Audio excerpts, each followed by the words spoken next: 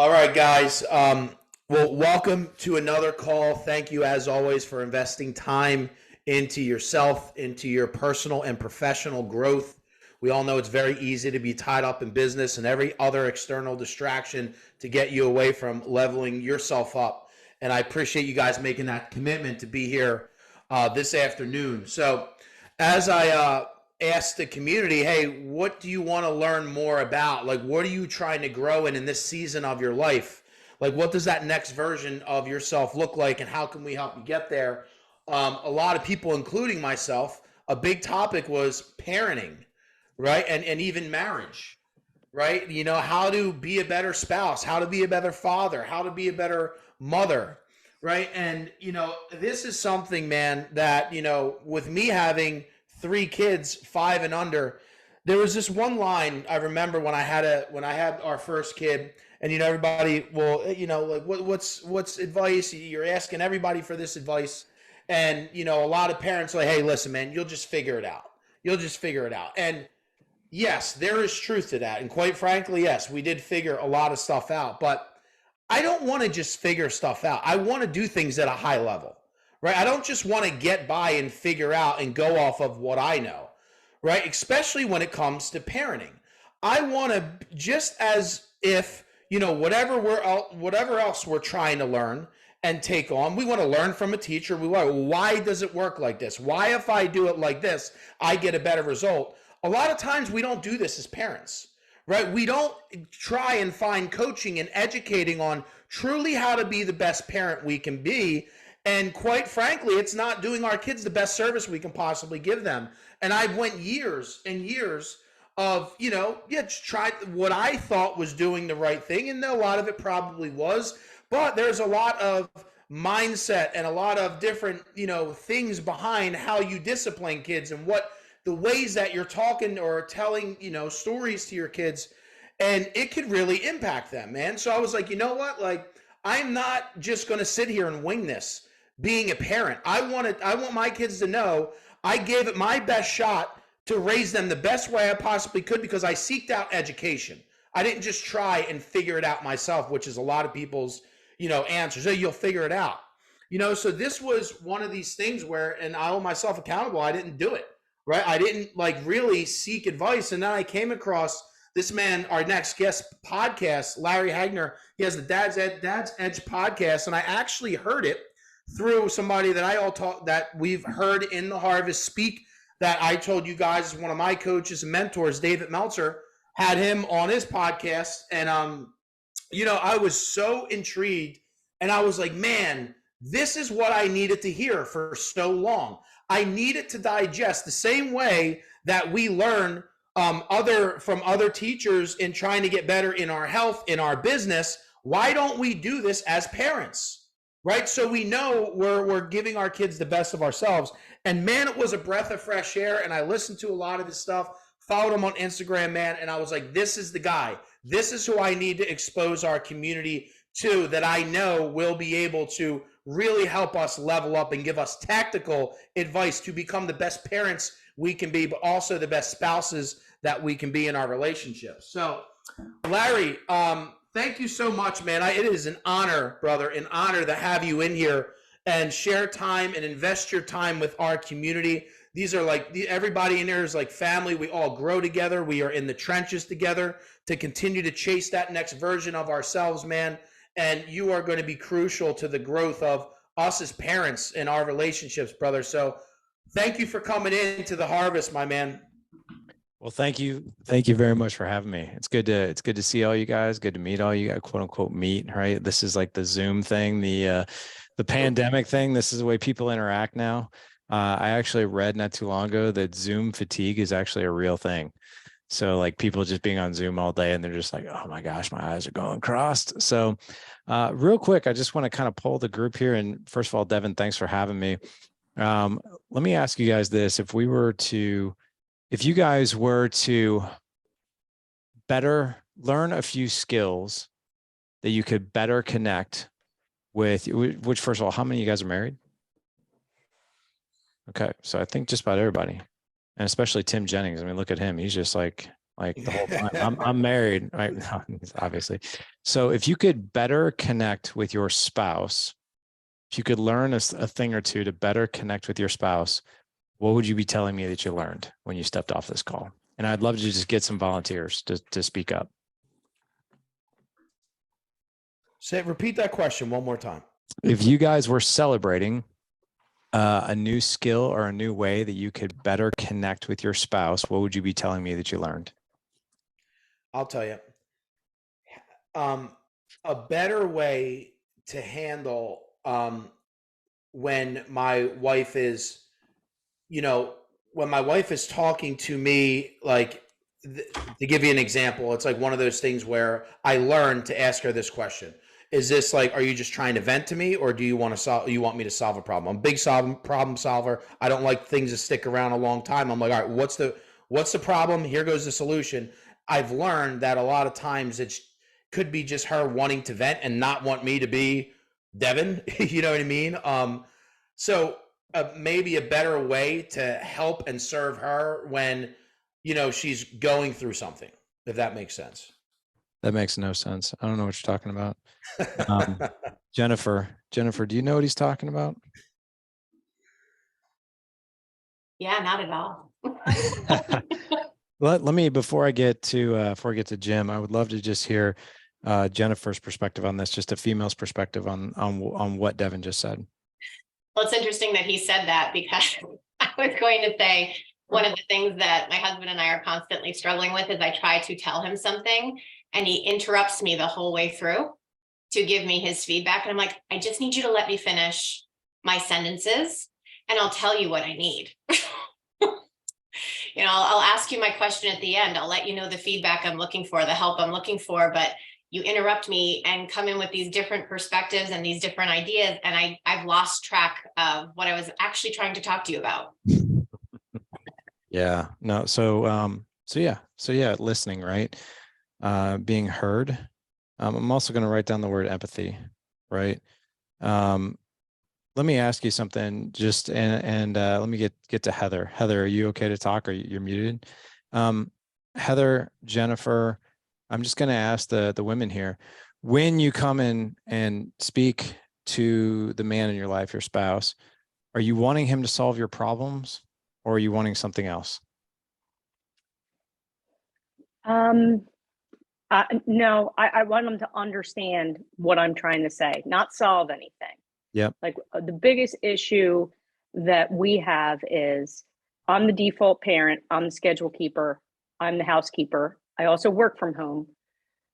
He's the outside, and he has, and then after work he works and maintains the outside of the house. And when he says, well, just tell me what you need me to help you with, I don't want to have to be another parent and give him jobs. I want him to just look around, figure it out, and jump in. And he always wants, well, tell me what you want me to do. Well, you see the dishes are dirty, clean them. Like, I shouldn't have to give you a list. You should just be able to look around the house and figure it out. Yeah. Yeah. So I wrote down the word roles here, right? Mm-hmm. Roles and maybe even expectations. Okay. I'm going to get back to these here in a second. Jim, how about you? So I would say that what I would like to learn is how to communicate in a non-agreeable way without sounding like I'm attacking my wife. So how to have opposite views from a standpoint and express my views that I don't agree with her, but at the same point in time, I'm not attacking her and saying she's a bad mother and a horrible person, but still standing firm in my opposite view of a situation. Yep. Very good. So opposite views in a safe place. I'm going to write down the term. This is more of an academic term, but psychological safety. Psychological safety is the environment where we do feel okay. We feel really good to share different things, even if it's an opposite point of view, because of an environment of psychological safety is an environment that's free from shame, blame, pain, and guilt. Okay. So here's what it looks like, right? Psychological safety is a more academic term, but psychological safety is also is when somebody tells you this. And I want you guys to raise your hand if you've ever heard this from somebody else. Jennifer, I don't know what it is about you, but I feel like I can tell you anything. Or Brian, I don't know what it is about you, but I feel like I can tell you anything. Have you guys ever been told that? Yes. Okay. Now, what you've done, either on purpose or completely on accident, is you've provided somebody else who's speaking to you an environment of psychological safety where they feel, oh my gosh, or they've walked away from a conversation with you and you get this text message, and the text message reads this: oh my God, I'm so sorry. I couldn't stop talking. I can't believe I told you what I did. Do you feel weird around me now? Well, of course I don't. Thanks for telling me that. What happens is when people start to verbal vomit and talk and talk and talk, and they're just spewing, well, congratulations. You have now provided an environment of psychological safety where that person feels great to tell you anything. Now, here's what we want, right? We want that in our marriages. We also want that in our kids. I don't know how many of you guys got teenagers. I have 4 boys. Yes, my house is like a fraternity party all the time. My house is a drunk fraternity party that you never leave and nobody wants to sleep. I find, and I kid you not, 2 weeks ago, a half-eaten peanut butter and jelly sandwich, uncrustable, on the sink of my bathroom. And you know how the corner of your eye, you see something? It's almost like you're driving down the highway and you see an elephant and you're like, oh, I know that's an elephant, but wait a second, what is it doing here? This is really, really weird. And you kind of like do this double, triple take. Same thing I did. I'm washing my hands and I'm like, peanut butter and jelly sandwich. Why is there a peanut butter and jelly sandwich in here? Right. That's a waste. I love those uncrustable sandwiches. I know, right? That's a pure But waste. if you have kids, there's going to come a time where your teenager is going to be at a party and they're going to drink underage. I know it's crazy to think that our kids are going to do such a thing, but you know what? They probably will. And they're going to have a decision to make. They're going to pick up this phone and they're going to be like, do I call my mom or dad to give me a ride home? Or do I roll the dice, get behind the wheel, and pray to God they never find out? If you can provide an environment of psychological safety where your kids feel 100% comfortable telling you a lot of things that are very hard for them to tell you, well, guess what? You're going to get that phone call. And that's what we really want in all of our relationships. I'm not saying drinking underage is right. I am not saying that. And I'm not saying the environment of psychological safety with your kids is the absence of discipline and consequences. I'm not saying that at all, but we do want that in our relationships. No? Everybody agree? Like, hey, when it comes to my wife, I want her to be able to tell me anything. When it comes for my relationship with my wife, I want that freedom too. I want to be able to tell her anything in this environment where she's not going to judge me, or, you know, we could have, you know, different views. All right. So David, how about you? Appreciate it, Larry. So my wife and I differ in this as far as in our professions and also normally in life, because in my personal life and professional life, I'm very, you know, anally structured and try to do everything I can to get the most stuff done, and try to be as efficient as possible. And I think, sure, there might be 2 right ways to do something, but there's normally one most efficient way. And my wife, her entire life is scheduled for her. She really doesn't do any scheduling of her own in her profession. She just, you know, she walks in, she knows the patients that she has to see. She goes from one thing to another. And then in her personal life, she doesn't like to be structured or scheduled at all. It's just like, oh, well, you know, we'll just get it done. And to me, it's like, oh, well, if I'm up at 6:30 and I know that I have to get this stuff done, I'll just knock it out by 8:30 and then I'll have all day. Right. But it's, how do you kind of blend that or have those types of conversations with someone who is so far on the other side, whether it's man and woman or woman, man, you know, type of thing. So I'm going to just circle roles again, right? Because the different personalities, like these things really differentiate us, right? It's like, well, how you operate in your personal life and business life and all that doesn't necessarily match mine, or it doesn't even match the thing that we need to accomplish, right?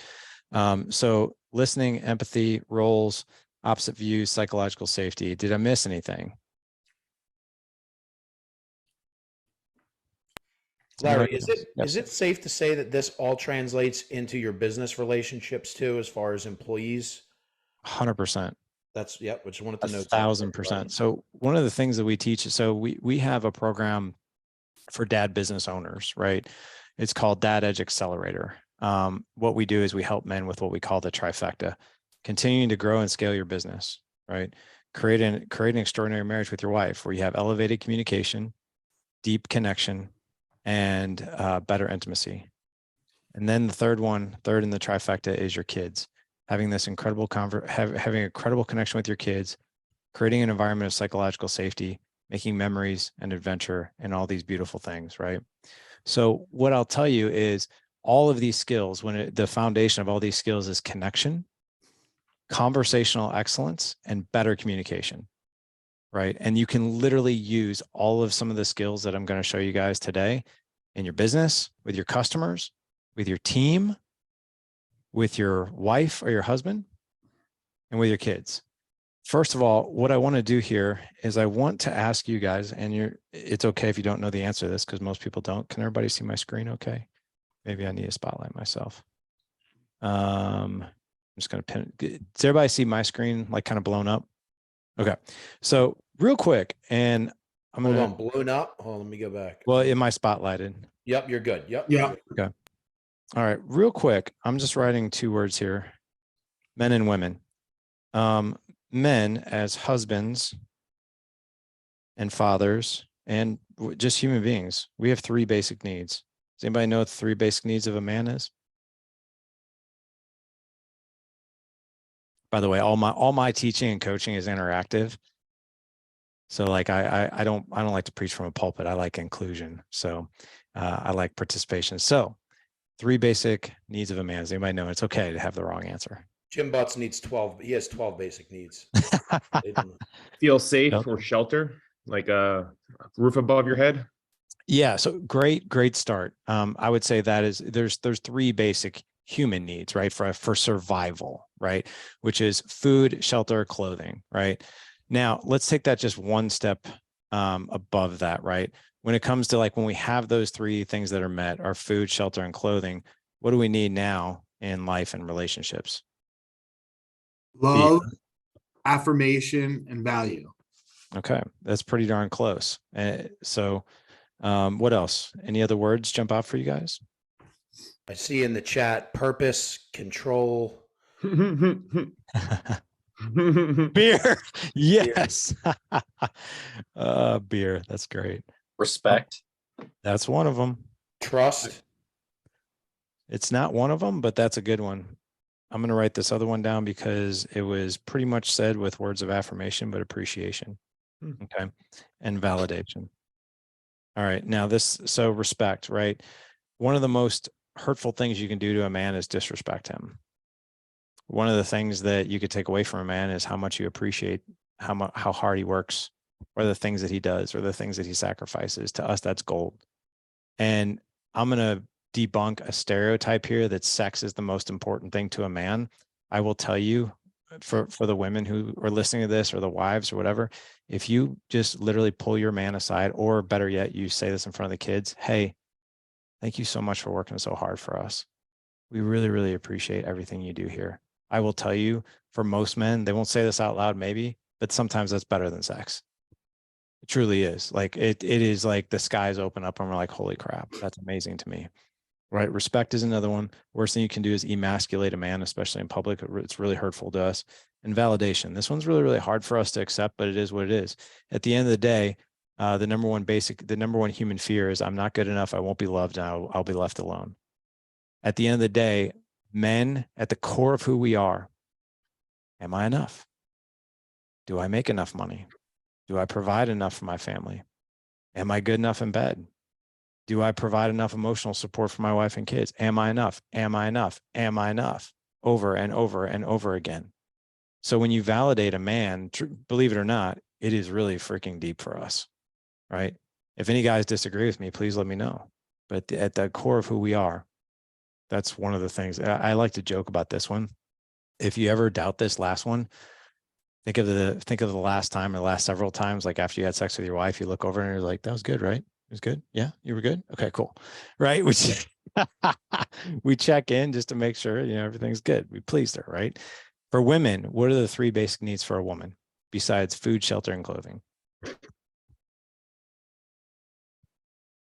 be heard. Yep. Jeremy said that. Heard is one. What else? Protection. Somebody Protection? put in the chat. Yep. Safe. What else? Safety. Yep. What else? Loved, I see in the chat too. I'll write this word down. To feel seen. seen, heard, and safe, right? So, and some really beautiful themes came out of some, I think it was Heather and, sorry, I'm going back to the Heather and Jennifer who were talking about, there was a huge theme, if you guys caught it, of being heard, right? Of being even one of, I think it was Heather said understood, right? So these things are very, very real for women. Here's the other really cool things, guys. You know who else has the exact same 3 needs? Is your kids. You know who else has the same 3 needs? Is your customers. Yep. All of this is absolutely appropriate for your business. And you know who else needs this? Is your team or employees, right? This is gold right here. This is absolute gold, what you just put out right here. Well, awesome. We haven't even gotten to the good stuff yet, but this is really what it's all about, is if you can fulfill these 3 needs, then that's what it's all about. I think based on what you guys have shared with me today, one of the lessons that I can teach you guys for sure is what's called using a skill set that we teach called tactical empathy. How many of you guys know who Chris Voss is? Okay, so you're familiar with the term. I saw Jeremy like literally shake his head. Do you know what tactical empathy is? Okay. Does anybody know the difference between sympathy and empathy? Sorry, that's my 150-pound dog. Amazon Prime is here, where he wants to kill the UPS driver. Like, I don't know if it's Brown or the big truck, but he's terrified of the UPS man. So does this have anything to do with Larry? Does this have anything to do with, I remember he was talking about how the number one thing, or the one thing that increases the chances of getting a hostage back, is the person who's holding the hostage knowing that we understand why they're doing it. Yeah. Yeah. So guess what? The needs for a terrorist are the same as our wife, our kids, our customers, and our team. They need to feel seen, heard, and safe in order to comply. And the way to make somebody else feel seen, heard, and safe is to use a skill set called tactical empathy using emotional labeling. So I really like to shine a spotlight on the fact that what I'm going to teach you guys today is a tactical skill that you can use. If anybody ever tells you, well, just listen more,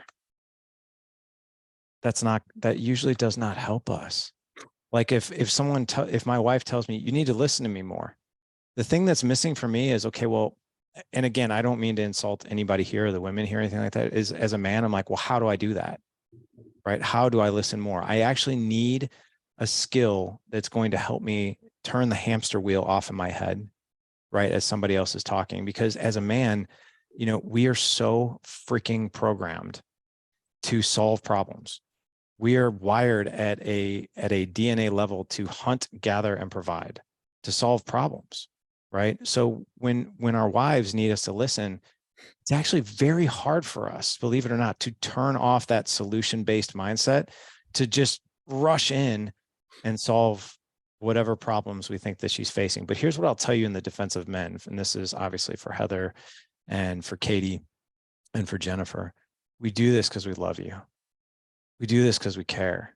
We do this because when we see people that we love in pain, we don't want you to feel that pain. So the best way for us to sometimes that we feel to love you is to help you solve whatever it is that is ailing you or us or our kids or our family or the challenge, right? When in actuality, all we really need to do is validate where you're at or just listen. But we don't know how to do that. So just think about this for a minute. We are taught in high school algebra, polyellograms, geometry, right? My son right now is doing chromosomes in biology. And my son is like, when am I ever going to use this? I was like, well, if you go to medical school, you use it. I was like, but you know what? Can you imagine for a moment if you took a class called conversational excellence, where they taught you tactical empathy, using emotional labels, using mirroring, using generative questions, creating an environment of psychological safety, what that would do for your life and your relationships? Holy crap, you would use that every day, right? So what I'm going to share with you guys today is how to use this skill set called tactical empathy by using emotional labeling, okay? At the end of this, when you learn this skill, and it's insanely easy, is you're going to walk away from today's training with knowing how to label what somebody else is feeling, validating their emotion. And because of that, automatically by default, you're going to become this insanely good listener, like insanely good listener. Any questions or comments before we get started? All right, while I'm bringing this up, what I'd like to do, I'm going to show you guys a video here. And while I do this, I would really like to just put one word in the chat on something, just one word describing your excitement. Just one word. Learning the skill of tactical empathy. Eager. Let's see. Let's do this, Jennifer says. What else? Motivated. Pumped. Oh, we got 2 pumps. Stoked. Excited. Damn it, Devin. That's 2 words. All right, here's what I'm going to do. I'm going to just test this really quick. I'm going to show you guys a quick 10-minute video on what's called emotional labeling. This is actually Chris Voss. So he's actually going to share with you in this video the entire psychology of why using emotional labeling and validation for someone that you're listening to works so insanely well, from not just like, oh, we're having a great conversation, but from a psychological standpoint of why, number one, when someone is sharing something that's negative or something that is going on for them is challenging them, how you can actually calm them down, how you can actually, what he calls, deactivate the negative, right? Make them feel seen, heard, and safe. Also, when someone has a positive emotion, how you can really shine a light on that and make them feel it twice as much as they already do, which, by the way, is going to make you feel more connected to them. Everybody ready? I'm going to turn off my mixer because for some reason, you guys hear me okay? Okay. For some reason, when I have my mixer on like that, I can't, you guys won't be able to hear the video, but you will now. Okay, so hang on. Can I share my screen? You have it disabled. Devin, can you give me sharing capability? There we go. Okay. So I'm going to show you guys this 11-minute video. And then Devin, give me a thumbs up if the volume's okay. Can't hear anything right now. Okay, hang on. The amygdala is Good. this little organ in the middle of your head, and it is the nerve center of all the emotions.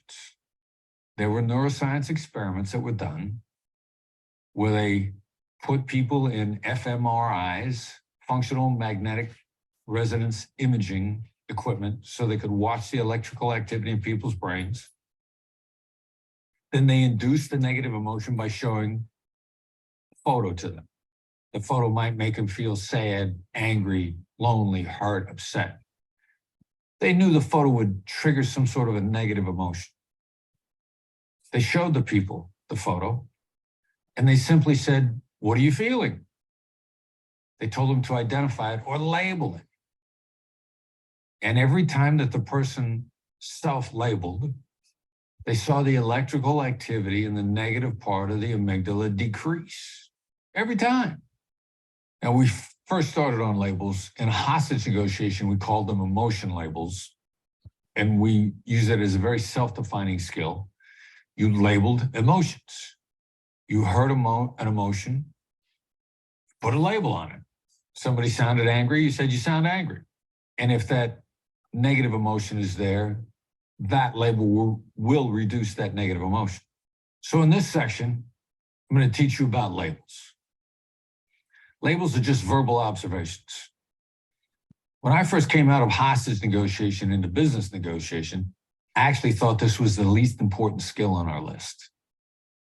Having been involved in business negotiation for quite a while and coached a lot of people, we found out that labels might be the most important skill, the most innocuous skill, and the most MacGyver skill, the most useful tool with the most different applications to unwind and solve some of the trickiest problems. Don't be fooled by their simplicity. Their simplicity gives them elegance. You'll enjoy learning labels.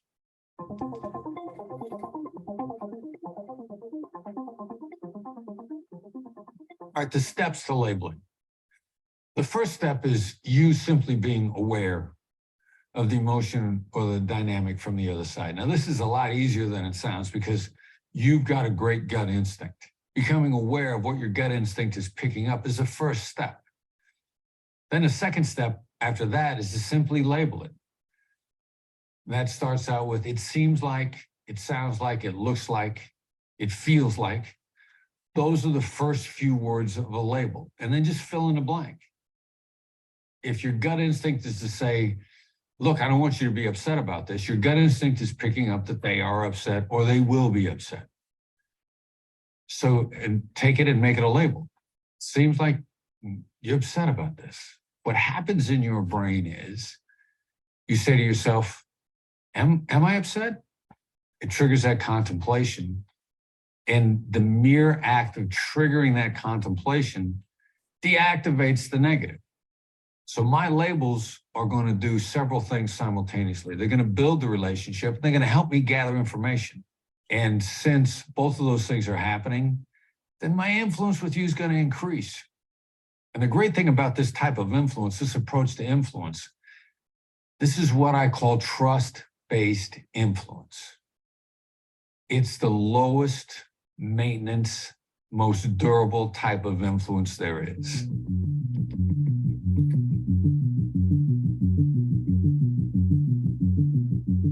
A wrong way to label something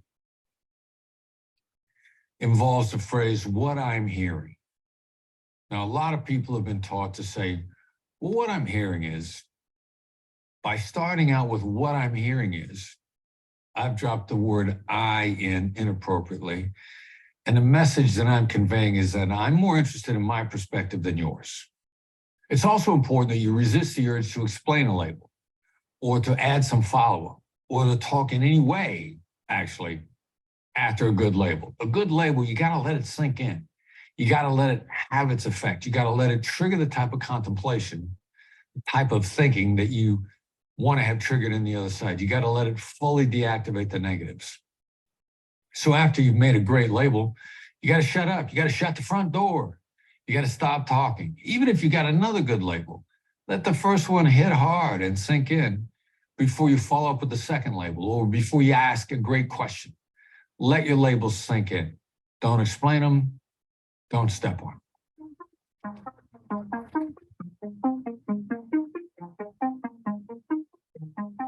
In a lot of circumstances, probably going to take more than one label of a negative to completely diffuse or deactivate the negative. Labels are cumulative. I will coach you that labeling negatives diffuses, diminishes them every time. The important part of that is to remember, although I said it, what kind of effect it would have, I didn't tell you the degree of impact. I didn't tell you how much it would deactivate or diffuse the negative. Sometimes it's a little, sometimes it's a lot. So you may label a negative emotion and the other side, you perceive that they don't react. If you label a negative and you get this response, it's not that the label didn't work. It's actually that you're on the right track. You just need more. So a lack of response to a negative label is a good sign that you're on the right track. Just keep going. Label it some more. You might even say as a follow-up, sounds like I haven't gone far enough. Sounds like there's more there than meets the eye. Sounds like there's some feelings you have about this that I haven't quite touched yet. Those would all be appropriate observations to a response to your label. It's just adding it up.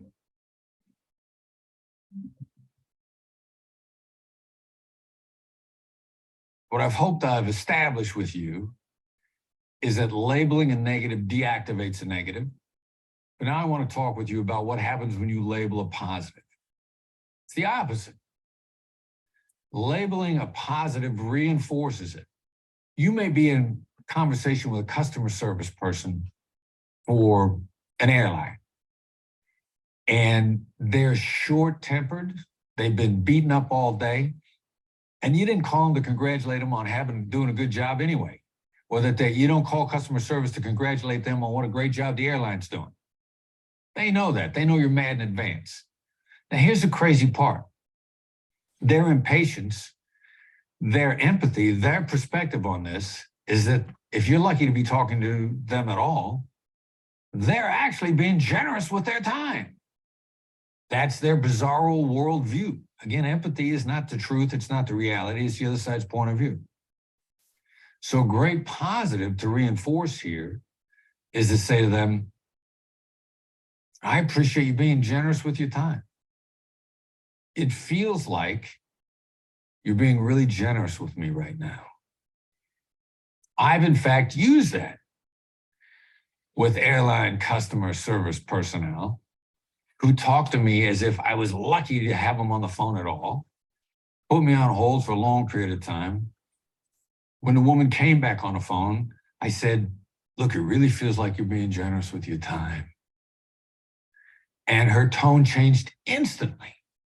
And she actually talked to me for a few more moments, put me on hold, and went back and fixed the problem with no charge, which was exactly what I was after. I wanted more generosity from her.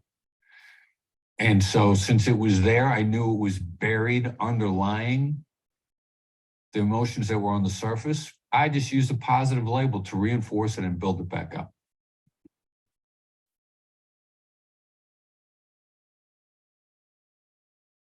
Mirrors are a great way to dial yourself in on labels. Remember, in my early days of teaching hostage negotiation, we were teaching some of the FBI agents that were on the hostage rescue team, the super SWATers. And there was one of the guys on the HRT in particular that I saw him in a negotiation scenario. He would mirror and mirror and mirror and then come up with a great label. So the combination of mirrors leading into labels will really help you if you're having trouble getting a grasp on exactly what the dynamic or the emotion that the other side is feeling. Your mirrors will do a great job in teasing that out. And the flip side is, after a great label, they may have given you a lot of information. There may be a part of that that you want to expand on. So whatever their response is to the label, you can mirror one or two or three words out of that response and get a lot more information afterwards. So here's how that might play out if you were going to mirror following a label. I might say to you, sounds like this deal's making you upset. And you'll say, well, it's not making me upset. You know, what it really is we got some real implementation problems here on the other side because we've had trouble with this in the past. I'll simply say, trouble in the past? And you'll say, yeah, well, you know, it happened to us with another company. It was actually the vendor we had before you guys came in, and they gave us a lot of problems, but we're really worried that you guys are doing the same thing. We realize that you're different, but, you know, we're not sure yet because we're still early in the relationship.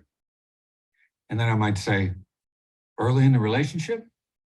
But any one of those selected mirrors is going to tease a lot of information out about exactly what I'm after.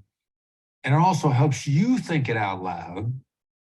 So that if there are contradictions in your thinking, you're much more likely to see them once you've articulated them than when they're banging around inside your head. All right. Stop the share here. All right. Put this back on. All right. Can you guys hear me? You guys hear me okay? Yes, Cool. sir. All right. Awesome. So we might run just a few minutes over. I asked Devin if that's okay. I know we kind of really got into some nuts and bolts here in the beginning. Here's the other thing too, and I don't want to put Devin on the spot, but if you ever want me to come back, this session, I'll teach you guys all about emotional labeling, better listening, where the person on the other side feels seen, heard, safe, all these things. You also have a way better connection with this person. For those of us who are married, more intimacy, better conversations, all these things with what I'm going to teach you today. If you want me to ever come back, Devin, I'm happy to go through how to create an environment of psychological safety where someone will tell you just about anything. If you want me to come back and teach how to identify roles and expectations, something that I believe it was Heather that talked about, because that's something that really does eat away at a relationship. I'm happy to do that as well, but I'm not putting you on the spot. If you want me to come back, I'm happy to do that.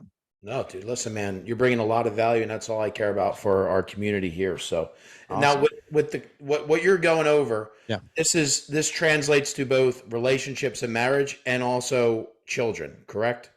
And business. And business. So Yeah. I always like to share that because I want you guys to know right out the gate, as you absorb this information, you think about all these different pillars that you can use this value for, and don't just miss, the opportunities to really use this. Yeah. Yeah. And, just out of curiosity, so I appreciate you saying that. Just out of curiosity, what did you guys pick up on with that? Maybe a few ahas that you're just like, holy crap, I really didn't know that. What were some things you picked up?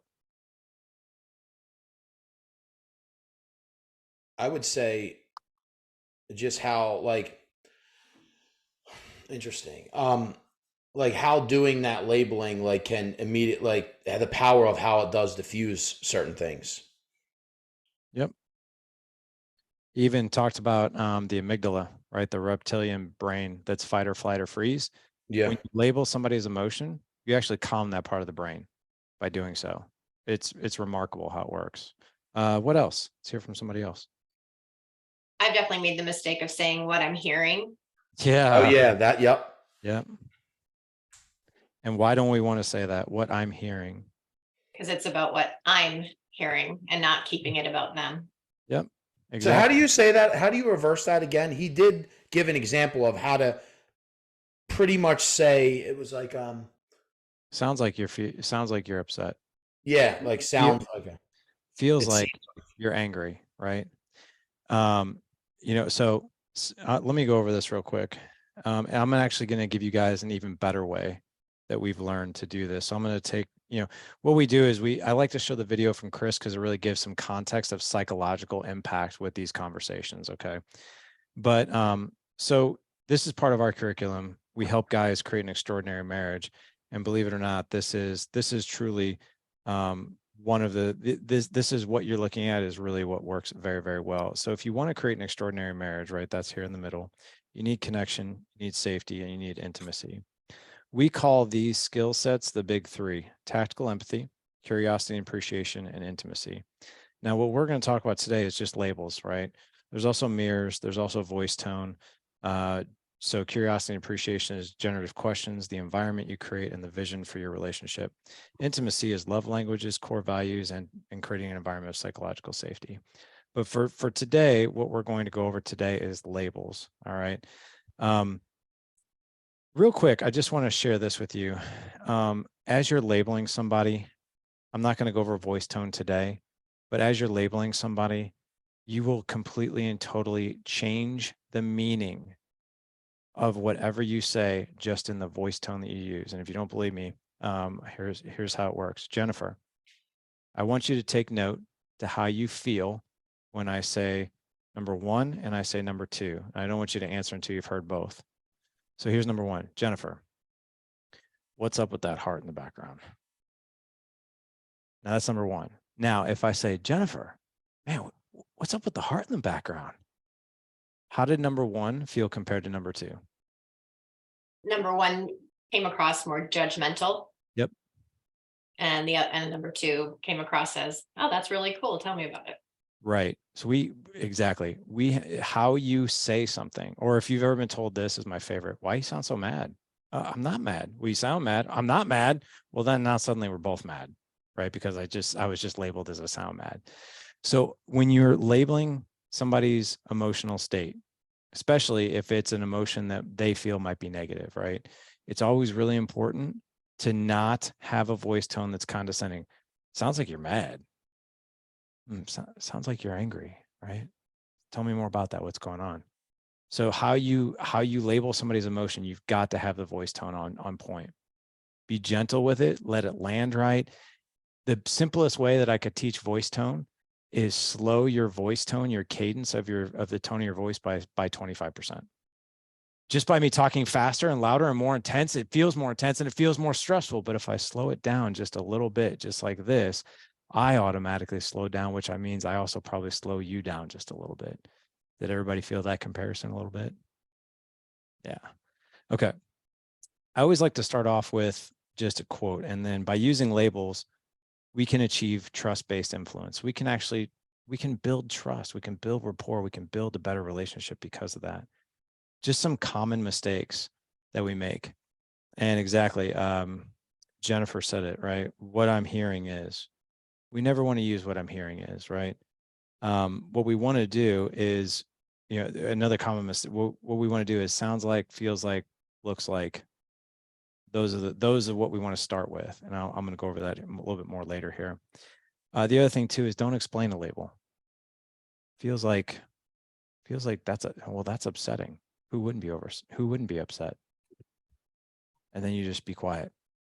A lot of times we want to explain it or keep talking. That's one of the worst things we can do after we label somebody's emotion. Let that land, because what you're doing is, does anybody remember what Chris said? When you allow silence to do its work, what are you forcing?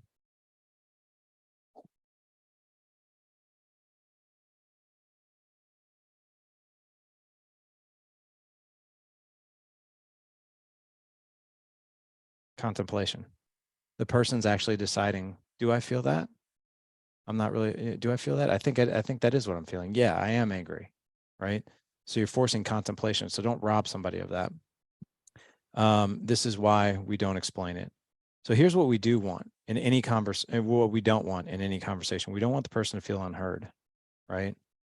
We don't want the other person to feel like we don't understand their feelings, right? And we don't want the other person to get on the defense. We don't want the defense. But here's what we do want. We want to use labels that emotionally validate, and the key word here is validate, what the other person might be feeling. Here's the other thing too. We want to use a label and we want the other person to confirm or deny that's what they're feeling. If I label my wife's feelings saying like, wow, that seems really sad. She's like, I'm actually not sad, I'm pissed. That's great. I don't have to be right. What's most important is that the correct label is stated out loud, whether she says it or I say it. Same thing with our kids, same thing with our customers, same thing with our team. It doesn't matter if you get it wrong. What matters is that they state it right, that they confirm it. By using labels, we can gain trust and connection and emotionally validating a feeling. And by doing so, we'll actually de-escalate a negative feeling. We'll actually calm the other person down. So, Larry, I have to say this. So, like, immediately as we're talking about this, I'm thinking of my son, Roman, right? He's 3. When he gets pissed, he gets mad, right? Sure. And, I'm just, again, as I'm trying to grow through how to have better communication, how to solve better problems with my kids, I can see it working to where, like, doing that, labeling his anger, I can already see how he'd be like, yes, daddy, I am. And then like, he'll want to come give me a hug. Like I've seen that before when it's like, instead of like, dude, stop being a bit, like you say it like, dude, stop crying. Then it like fires them up even more. But if you say it like that, I can see how that would play out to where it would kind of de-escalate it, his anger. I think. Is that like an example on how to use this with kids? Absolutely. So I will tell you so don't expect that just because you label like a 5-year-old, 3-year-old, 6-year-old, that it's going to de-escalate them, because here's what's happening. Their brain isn't developed enough. They don't have the prefrontal cortex developed enough where they're logical. Okay. The kids 6 and under are operating with a brain that is like reptilian. So that's why everything is so freaking raw. That's why there's no talking, usually logic to them, especially when they're upset, because they're not, that part of the brain is not developed yet. But once they get a little older, 7, 8, 9 years old, it tends to grow and develop so we can speak more logically to them, right? But when they're that little, labeling their emotion also without the expectation of like, I'm going to label what is, oh man, that looks like you're upset, buddy. Well, that's not necessarily going to calm him down, but that's okay. You don't have to, right? In fact, I will tell you, even if he's still upset, he's going to feel seen. He's going to feel heard. That's okay, right? So my 7-year-old was banging on his Nintendo Switch when he came home from school because his character in his games was dying. And he was so freaking upset. Does anybody remember? And I'm gonna make another point here. Does anybody remember what Chris said about using empathy? When you're using empathy, does that mean you agree with the person all the time? Nope. Does not agree, right? My 6-year-old, my 7-year-old might be freaking out and banging on his Nintendo Switch. I don't agree with that. I don't even agree with the fact that why should you get so upset over that? But in his world and how he perceives the world, that's a big deal, right? So I don't have to agree when I label somebody's emotion. I just have to label it. That's really, and there's a whole other conversation around like, you know, discipline and calming them down and all that good stuff. I won't get into that today, but yeah, you hit upon a good one. So 3 big ideas. Using labels, the other person will feel seen, heard, and safe. By using labels, we'll get clarity on exactly what the other person is feeling, even if we get it wrong. The other thing too is by using labels, you are going to increase psychological safety, where the other person feels more welcomed to talk to you. Okay. Now, I'm going to go through something here that I think is really, really appropriate. Chris doesn't talk about this, but when it comes to our more intimate relationships, I think that this is really important. So somebody is experiencing a negative emotion. Okay. Now, I hate using negative and positive emotions because there really is no such thing. Emotions are neither bad nor good, they just are. Feeling sad doesn't mean it's negative. Feeling sad does not make you a bad person. It's a human condition. It's a human experience to feel sadness. It's a human experience to feel happiness. But here's what I'll tell you. When we feel an emotion that is we quote unquote view as negative, we feel shame. We feel some guilt. I shouldn't be sad. I shouldn't be angry. That's weak if I'm angry. What's wrong with me? Right? Here's the other thing too, and especially for men, if you point out that a man might be feeling something negative, like my wife will do this, why are you so angry? I'm not. I'm fine. We immediately don't want the spotlight on us when we're feeling something that maybe we're not proud of. So when I'm labeling somebody's emotion and it's a negative, quote unquote, negative one, there's a 3-step process that I use that Chris doesn't talk about. And in my personal opinion, this is way more powerful. And you're actually creating an environment more of psychological safety. So like, for instance, if I say, Jennifer, I keep going to your window because I keep seeing that heart in the background. But if I say, Jennifer, seems like you're upset right now. Just kind of give me a feeling of how that lands.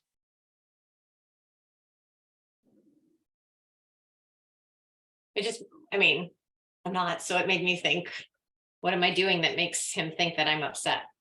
Well, let's just say you were telling me about a challenging part of your day. Like maybe it was the kids or maybe it was something or whatever. And I said, wow, yeah, seems like you're upset right now. How does that feel? Validating how I'm, yeah. So you still feel validated, right? Now, let me take this one step further. If I say, oh man, that sounds upsetting. Who wouldn't be upset? Tell me more about that. Does that feel better or worse? Definitely better. Definitely better. Do you know why? Because you're truly validating what I'm feeling and then also offering to allow me to elaborate. Yeah, that. And I also took the word you out of the label. So I took you out of it. So when you're labeling somebody's emotion, what you want to do is, first thing you want to do is globalize it. Does anybody know the difference between globalize and localize? Applies to anyone and everyone. Yep. Globalizing is you're shining a spotlight on the situation, not on the person. Here's another way we globalize in a negative way. You always get so angry. You never listen to me. That's why people get so pissed off when we use those terms, always or never, because we're globalizing how they operate at all times. And it's not true, right? Sometimes I might not listen. Sometimes I get angry, but not always and not never, right? So globalizing actually sheds a spotlight. So if I say, when I globalize, I shine a spotlight on the situation that they're feeling, not the person. Okay. Let me give you an example of what that looks like. So if my wife says, oh my God, I had the worst day today. I got a call from the water company. I forgot to pay that bill. There's a $50 fee. Colton is sick. I have to go pick him up from school. He's always sick. Like, it's just driving me crazy. And then I just got Mason's ER bill. It's $2,600. I'm like, I'm about ready to lose my mind. So instead of saying, wow, sounds like you're overwhelmed right now, it's kind of, doesn't really feel good. But if I say, wow, that's overwhelming, That's overwhelming. I'm shining a spotlight on the situation, on all the things that are happening, not her. Here's the other thing too, normalize. Nothing will take away someone's shame and guilt around something that they're feeling if you normalize it. So if I say something like, man, that's overwhelming. I love using this. Who wouldn't be overwhelmed by that? That really takes the pressure off somebody. Like, yeah, that's overwhelming. Who wouldn't be overwhelmed? And then the third one is what we call the invite. I like to use, tell me more. Tell me more about that. Tell me more about that is like this open invitation of like, please tell me more. What's going on? Now, if I use a 3-letter word that starts with W, it doesn't feel as good. Does anybody know that word? Why? Yes, I saw Jeremy say it. So if I say, man, that sounds overwhelming. Who wouldn't be overwhelmed? Overwhelmed. Why do you feel that way? That does not feel good at all, because why, psychologically, it brings us back to our 2-year-old self. Why are you doing that? Why are you crying? Why? But if you say, tell me more, I'm still going to get the why. But what I just did was I created an environment of psychological safety where the person feels invited to tell me more, not because I'm like, why do you feel that way? So negative emotions, globalize, spotlight goes on the situation, normalize it. Who wouldn't be overwhelmed, right? And then invite, tell me more about that. So if I come home and I hear that, be like, yeah, that sounds overwhelming. Who wouldn't be overwhelmed with a day like that? Tell me more. Tell me what's going on. And then she just talks. And what I've learned after falling on, I've been married 20 years this year. And what I can tell you is for the first 10 years, I was falling flat on my face. I'm not proud of what I'm about ready to tell you guys, but I'll tell you guys this. In the first 10 years of me and my wife's relationship, I would say she'd come to me with things and I'd give her all these great suggestions that I thought would take away her pain and her problems and all these things, and she wouldn't do any of them. And I literally would tell her from time to time, if you don't want my advice, don't come and talk to me. Like the misses that I had, like the absolute misses, and I'm surprised like she didn't kick me in the ass over and over again. But that's how I felt. I'm like, my God, like, why can't you just do this or this? It'll solve the problem. But that's not what she necessarily needed. Now, positive emotions, write this. So positive emotions. Do we want to globalize or localize those? Localize. Yeah, we want to localize them. You know why? Because people are proud of those. So if your kid comes home or your wife says, it's like, you know, hey, what was the best part of your day today? Which, by the way, one bonus thing to this whole thing, never ask anybody how their day was. From this point on, don't ask anybody how their day is. How's your day? Good, fine, busy, crazy, whatever. Don't do that. It's a shitty question. Instead, hey, tell me about the best part of your day. That's one of 3 questions I ask my kids every day. Tell me about the best part of your day. Dad, we had the fitness test today. I got 62 push-ups. I beat Parker. It was awesome, right? Now, when he's telling me that, I want to localize that, because if I say, dude, you must feel amazing. You must feel so happy. I do. Boom, right? So localize those positive interactions. And by the way, when you localize and when you really put a spotlight on that positive feeling, it connects you. Larry, I got it. When it comes to networking, a good friend of mine, Matt McNamara, who is a beast in sales, he's got a sales YouTube channel, and he talked about when he goes to networking events, and I seen him do it in action, right? He goes to somebody, hey, what's up, Steve? What was the best part of your day, bro? You know what I mean? Like, what was the best part of your day? Instead of how was your day? You always get, oh, you know, living the dream, the same shit that everybody says, right? You hear that all the time, right? But like, to your point, that's how you use that in networking, to develop a more in-depth relationship, to leave a bigger impact when you're having conversations, to not get dry answers back. I agree. I want to pause here for questions. You you guys want one other question you can ask your kids? And I don't want to go down too far down the rabbit hole of creating an environment of psychological safety, but there is I call it reps. You can get a rep in every day to create this connection with your kids. I have 2 teenage boys. I'm not saying this to brag. It is by God's good grace that I've got a good relationship with these boys, because, the first 6 years of their life, I wasn't all that great. but they tell me a lot of stuff, and my wife too. A lot of stuff I would have never had the guts to share, and out of the privacy of them, I'm not going to share it. But by doing this, by asking this, so what is the best part of your day today? You're getting your kids or your wife or your team into gratitude, right? And then you match that energy with like, man, that must feel amazing. Good job, right? Second question is this: what's something that challenged you today? What'd you fail at today? What'd you learn?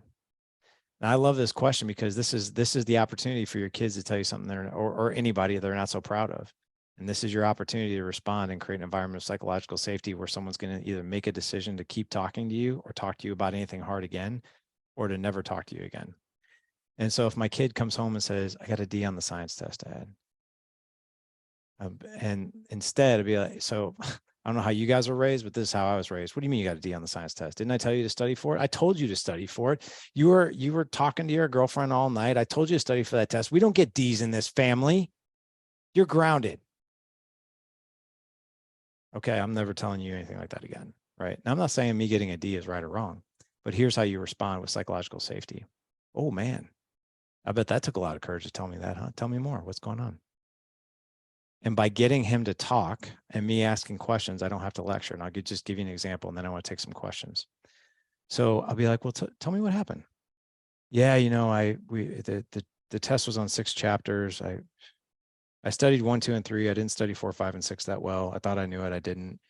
It was a really hard test. I'm like, yeah, sounds like it. So let me ask you this. If you had the opportunity to take this test all over again and prepare for it all over again, what would you do different?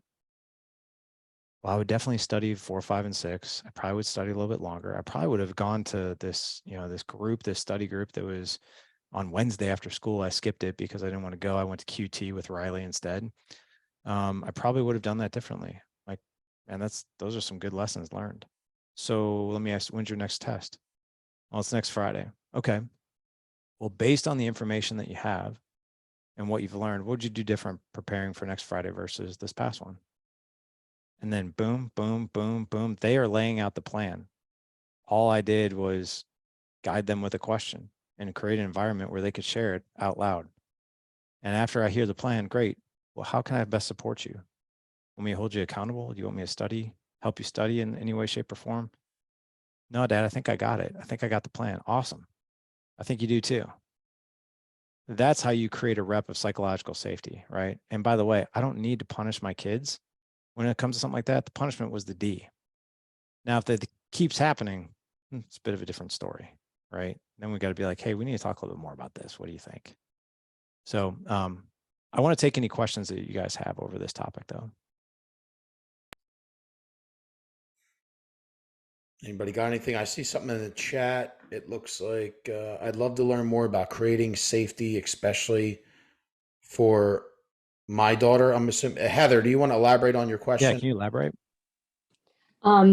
Sure. And actually, she's home from break, so she might even hear part of this conversation. We battle on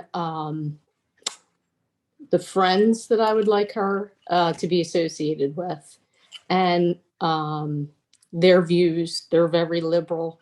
I'm very conservative, and I'm always trying to prove my point to her. How do I get her, that we could have a respectful, productive conversation? Ooh, yeah. How old is she? She's 20. She's 20. Okay. Mm-hmm. So when you say productive, would it feel best for you to have a productive conversation in your favor with your views of being conservative? Right. I'm always trying to get her to see my point. So I don't want to be like, I don't really know how to describe it. I don't want to be a right fighter. You know what I mean? Like, and force you, okay, you're going to see my way, but also help her see the pitfalls of some topics. Yep. I really don't know how to explain it. No, I think I got it. Let me ask you this. So you're concerned, you have fear probably that, if she continues to go down this path, hang out with these people, there's going to be consequences that she's going to pay. Right. But I'm just an old person who doesn't understand how kids are these days. Sure. Yeah. Kind of, So when let's just flip the switch a little bit, and someone's trying to convince you of something else. Is it better that they're talking and convincing you of their ways, or is it better that you're talking? that's my whole problem. I'm trying to, just listen to me. I know what I'm talking about. I've been, I'm 47 years old. I've been on this planet longer than you. I know how this is going to end up, Yeah. but I know that that's not the way to go about it. You're absolutely correct, because what happens is as soon as somebody says that, they feel you're here and they're here. Yes. So they're automatically going to fight you and try to prove you wrong, right? So like, no, you don't understand. You don't understand kids today. So basically, we're not even fighting about whether it's conservative or liberal or the people you're hanging out with. You're fighting because basically your daughter's trying to prove, no, I'm actually more competent than what you think, Mom. You're Exactly. That's always the conversation. right. So what you want to do is steer away from that. If you can follow the 80-20 rule, I actually like to say 90-10 rule. Okay. There's a skill set that we teach. It's called generative questions. Okay. And you can actually so for instance, I will lecture my kids through questions, because if they are saying it and I'm not, it's going to land and it's going to stick.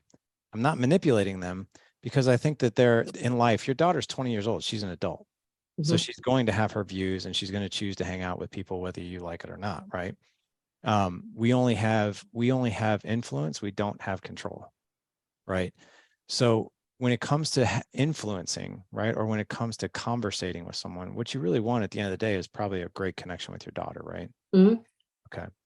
So the way to really improve the connection, to get her to articulate and talk more than you are. So like, for instance, my son, my second born, he's 15. He is an athlete. He is, he does great in school. He's a great kid. He's got a good heart. He's not into drugs, not into alcohol. But his buddies are getting to that point where they're just doing really dumb shit. Right. So I can preach to him all day long. These aren't the friends you should be hanging out with. Right. But he's made those decisions on his own. And I'll share with you how. So like, for instance, his name's, here's how I would normally have this conversation with him, not educated in some of these skills. You really shouldn't be hanging out with and all these other kids. You shouldn't be hanging out with these kids are bad influences, man. They're doing this, they're ding dong ditching, they're vaping, they're drinking, they're stealing, they're doing all this stuff, man. You should not be a part of that. I don't want to see you a part of that, because you're going to go down with them. Trust me, I've been around the block, man. I'm 47 years old. I've seen this a time or two, bro. You shouldn't be doing that. He's not going to listen to that. But what he will listen to is, hey, what are your goals, man, for football? Dad, man, next year's my sophomore year. And this is a real conversation. Next year's my sophomore year. I want to play varsity. Like, yeah, man, that's a good goal. What do you think? What do you think you need to do, man, to do that? I got to be in the gym. I got to eat healthy. Like I got to get my sleep. I've got to be training when people are sleeping and I'm awake. And I've got to make sure I know the plays and that kind of thing. Yeah, man, I totally agree with that. Who do you think you need to hang around with in order to do that? I need to hang out with the football players. In fact, what would be a really good idea is if I go to early morning weight training, because the varsity guys are in there. If I'm hanging out with those varsity guys, might be a good chance that maybe I'll make the team, or at least I'll have a relationship with them. I think that's a great idea. What do you think? And all those guys, what do you think their goals are? Oh my God, Dad, those guys are a shit show. Like, got caught with, vaping from his parents. Just got caught stealing. Just kicked in somebody's garage. Holy crap, man! I really didn't. That's some crazy stuff going on. Yeah, it is. You think those guys will make varsity? No, I don't. Yeah, I don't think so either. I don't think they actually have a prayer. I think your plan is great though. So that's where you get them to articulate. I could lecture all I want. You need to be doing early morning weight training. You need to be eating right. You need to be sleeping more. You need to be practicing more. Trust me, man, I know, I've been around the block. These are the things you need to be doing. And all he's probably going to do is fight me on it. Or he's going to prove the fact that I already know this, Dad. You don't have to tell me this. But he's rebelling anyway. So getting somebody to articulate the plan that they truly want for their lives, because sometimes kids will hang out with the wrong crowd to spite their parents. They don't even like that crowd, but they'll do it because they can't stand all the lectures that we give them. But if we give them the power through that epic conversation, they'll usually make a better decision. But what I'm asking you to do is not beat your daughter down. It's probably the wrong word, but really try to instill that you know more, that she should be doing this. She shouldn't be hanging out with this crowd. Maybe ask her more questions about like, hey, what do you truly want out of life? Let me ask you this. If we were to fast forward 5 years from today, you're 25 years old and you were celebrating some of the most amazing things that have happened in your life, what would you be telling me that happened? And just let her talk. And then sometimes you can bring it back to, I love you. And I'm probably going to sound like a broken record, but let me just pose this one question. Is the crowd that you're hanging out with, are they going to help get you there? And if they are, great. And if they're not, then they're not. Or if it's just something that you just want to think about, it's totally fine, but just something to maybe think about. You're just inviting them into more of a conversation and a dialogue where they're articulating these lessons and not you. Thank you. Really Yeah. helps. I do have to jump because I've got a 12:15 my time. But what I will tell you is if you guys, like I said, totally up to Devin, but if you want me to come back, I can teach you guys a few more things. But I'm happy to help in any way. You guys are an amazing group. Thank you so much, Larry. This is awesome, guys. A lot of tactical advice. Watch it again, but write down what are just one or two things that you took that you're going to implement after this call. So, guys, follow Larry, connect with him on Instagram. You can get literally all these lessons through his content. Share the call, share Larry, guys. And I appreciate you, Larry. This was awesome. And yeah, we'll definitely 100% have you on again, my friend. Sounds good, my friend. See you guys.